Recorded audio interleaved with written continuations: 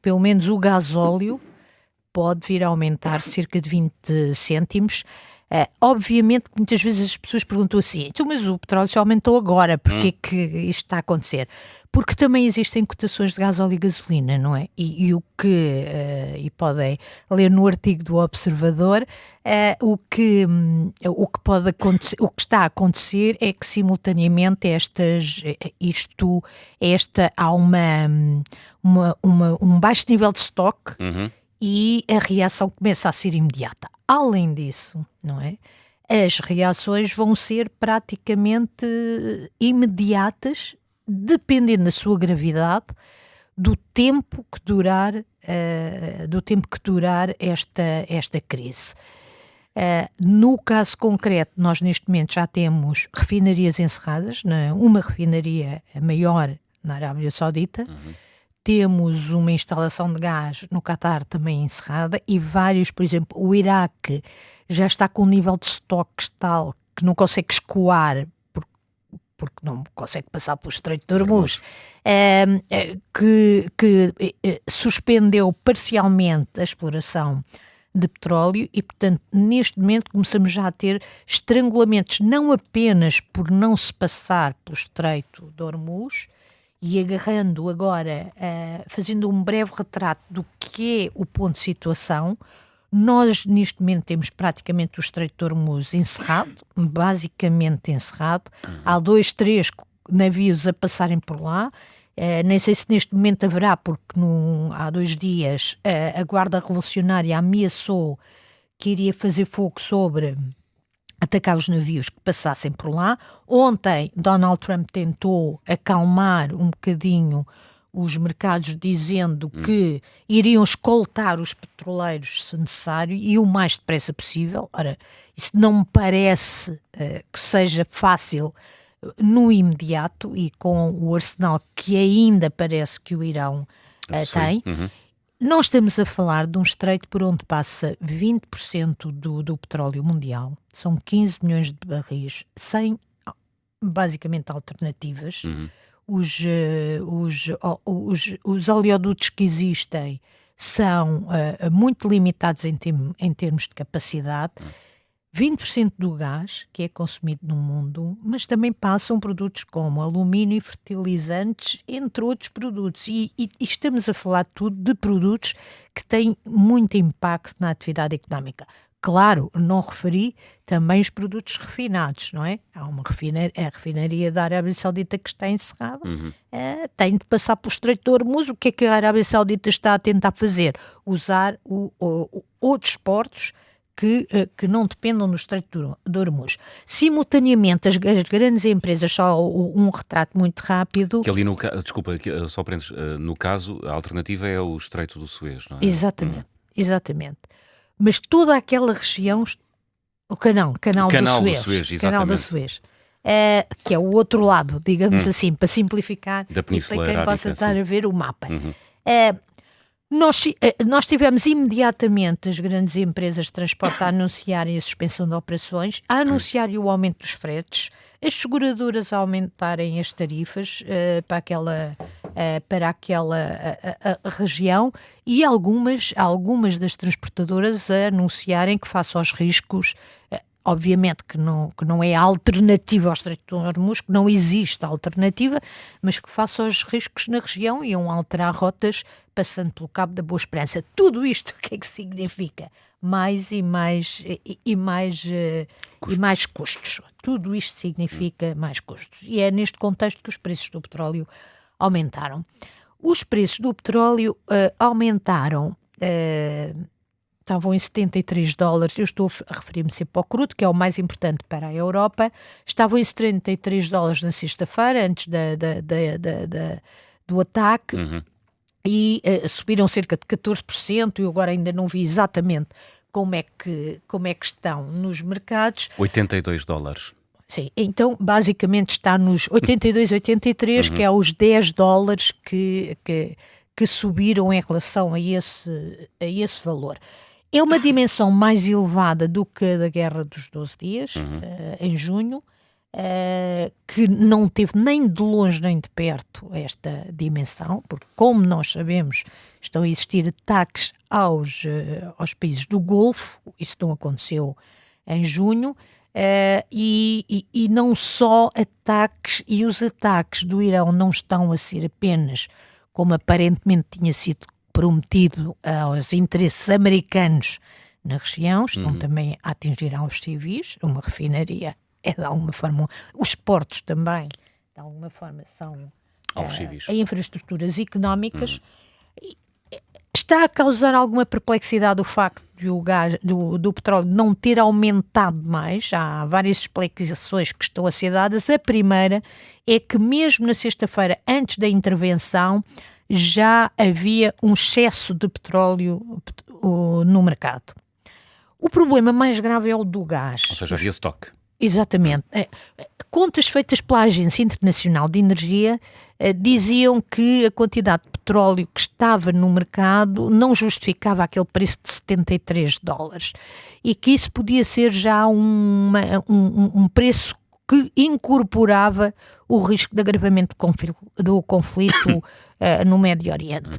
Por outro lado, nós temos também um outro argumento para não subida tão acentuada, porque nós durante o fim de semana tivemos analistas a apontarem para preços da ordem dos $100.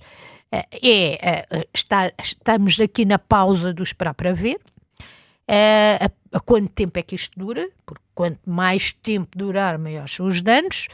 E um segundo ponto que está muito relacionado também com os impactos da guerra da Ucrânia, que é as economias estão menos intensivas em petróleo do que estavam no passado e que não tem comparação com a crise de 73. Além disso... Desculpa só a pergunta, porque estão mais eletrificadas, é isso? Estão mais, por exemplo, a Europa tem muito mais energias renováveis, não é? A eletricidade também se pode produzir com petróleo, não é? Mas com combustíveis fósseis. Mas aqui a questão é que estão mais dependentes de outro tipo de energia, ou estão a reduzir a sua dependência dos combustíveis. Eu não sei até que ponto é que isso tem contribuído para essa... até que ponto tenho dúvidas que a dimensão seja tal. Depois há uma outra diferença que não é tão recente, é mais antiga e pode permitir, para comparar o poder de impacto destas subidas, que é o facto dos Estados Unidos serem hoje um dos maiores produtores de petróleo, exportadores e exportadores de gás, sobretudo. E exportadores de gás. Tem muito a ver com a estratégia do Shell Gas e do Shell Oil, mas tornou de facto os Estados Unidos muito mais... É o chamado gás de xisto, que é uma forma de exploração diferente, não é? Portanto... Altamente inimiga do ambiente. Sim. Quer dizer, pelo menos dizem, não é? Portanto, não está demonstrado.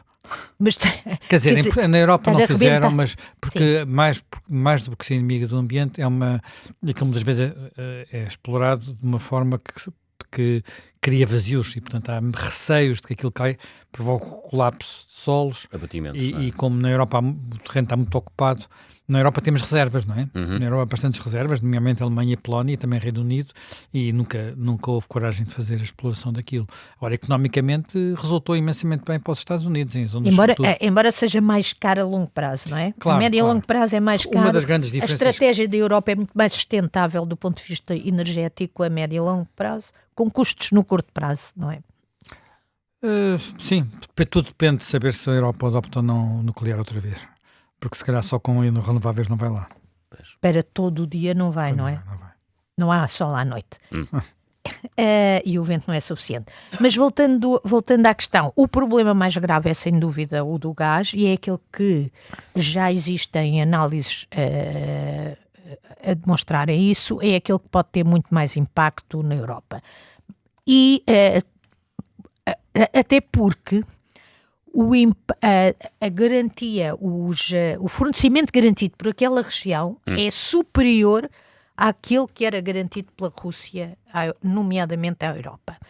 Depois, obviamente, as bolsas caíram, como aliás disseste na introdução, embora as bolsas não sejam um previsor muito rigoroso. Não caíram assim tanto, não é? Exatamente. Não queiram muito. Não queiram muito. Eu não vi como é que elas foram hoje de manhã, as da Ásia hoje de manhã, não vi, não sei. Elas entraram em pânico na segunda-feira, mas acabaram por cair menos do que aquilo que se pensava, castigando sobretudo nas quedas o setor do turismo, tudo o que estava relacionado com o turismo, porque há um aspecto também que entrou em ruptura e que está neste momento a recuperar, que é a aviação. O turismo para aquela zona é capaz de ser um bocadinho mais difícil. E não é só para aquela zona. Eu neste momento eu ia fazer uma viagem para o Oriente e tenho um voo pendurado porque fazia escala naquela. Hoje em dia a maior parte dos voos fazem escala. Fazem pelo Dubai, fazem escalas no Dubai ou em Doha ou naqueles aeroportos. Nós temos duas das grandes companhias aéreas de ligação ao mundo inteiro. Nós temos que é a Qatar e a Emirates. Que fazem a ligação sobretudo para o Oriente. Sobretudo para o Oriente, não é? O que é que isto significa? Olha, quem deve beneficiar um pouco é o aeroporto de Istambul. E principalmente o novo aeroporto de Istambul, que também já fazia alguma concorrência. Já está a fazer concorrência, é capaz de beneficiar com ela. Já fazia alguma concorrência. Deixa-me só ir ainda, antes de abrirmos ao nosso convidado, que deve estar a chegar, deixa-me só ir ainda, as bolsas de facto não caíram tanto como se esperava, mas as taxas de juros de longo prazo começaram a cair e aquilo que nós estamos a assistir é a perspectiva de que os bancos centrais, que tudo apontava que se entrasse numa fase, no caso da Europa, de novas descidas, nos Estados Unidos também, que neste momento voltem a pensar em subir. Aliás, ontem o economista-chefe do Banco Central Europeu já referia isso exatamente, que vão ficar até ver se vai ser necessário. Quais são as zonas do mundo mais afetadas? Uma delas já falámos aqui, até pela via do turismo, que é a Ásia. A Ásia, sobretudo a China, a Índia, a Indonésia, até o Japão, a Coreia do Sul, são muito dependentes dos fornecimentos de energia daquela região. Por contraponto com os Estados Unidos, que podem ser a zona mais beneficiada desta subida dos preços. O que é que isto significa mais beneficiada? Depende da posição em que te coloques. Se te colocares do lado, se fores produtor de gás e de petróleo, vais ser altamente beneficiado porque os preços vão subir à mesma. Isso. Não é? Agora, se fores consumidor, obviamente que não vais ser beneficiado. Aquilo que nós vamos assistir a uma enorme redistribuição de dinheiro, digamos assim, para simplificar, das pessoas que são dos produtores de petróleo e de gás para dos consumidores para os produtores de gás.